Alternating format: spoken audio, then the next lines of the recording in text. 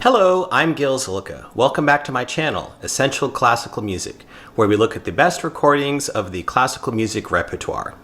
This video is taken out of my larger video on the major chamber works. I hope you enjoy it. I only have one thing left for this video, and it's not a specific composer, but it's more of a genre, and that's Spanish guitar music, solo Spanish guitar. The first two composers I'm going to mention, actually they were mainly solo piano composers, but their music was arranged for guitar. So first we have Isaac Albéniz, or Albéniz, I think is how you pronounce it. And he wrote maybe the most famous classical guitar piece of all time, the Asturias. It's part of a set called the Suite Española, which the various movements depict regions of Spain. So this one is Asturias. It's also subtitled Leyenda, which means legends. And this is just such a great piece. I don't know if I can sing it's a really fast piece. It's like you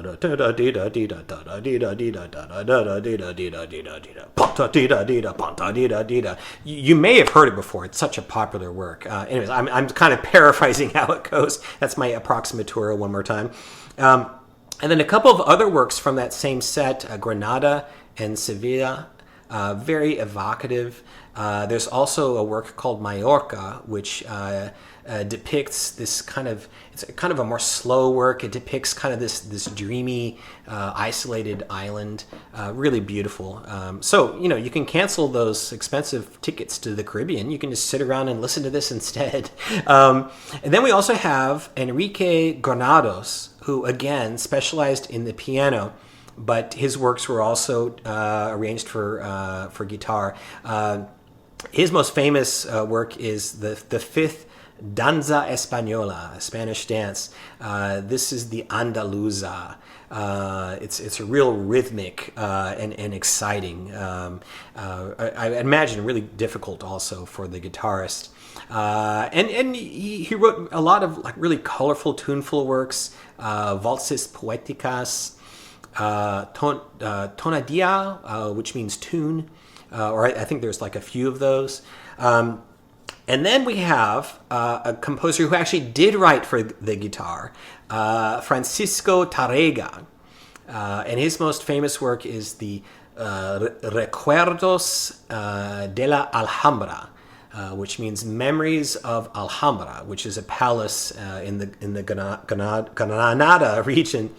And that's a really beautiful piece. He uses tremolo, which I imagine is really difficult in the guitar. It's tremolo is here. I'll kind of demonstrate on the piano. It's like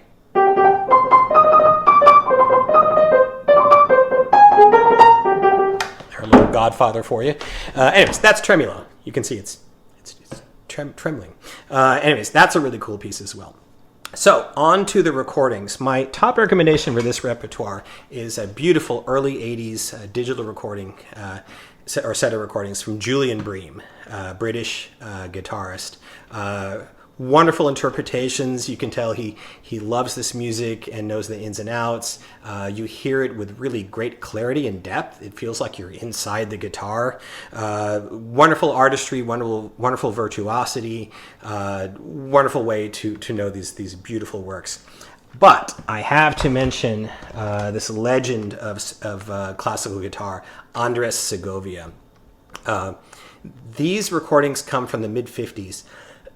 They come in various packages. This is an MCA set. I think also Deutsche Grammophon has come out with them. And then various other labels. But if you hear Segovia and it sounds fairly good and clear, that means it's probably these from the 50s. And that in this includes the Asturias and a lot of those other works I mentioned as well. But then we also have these recordings from the 30s, which are also wonderful. Kind of iconic. I say that there's also a icon box with Segovia that you can get on EMI.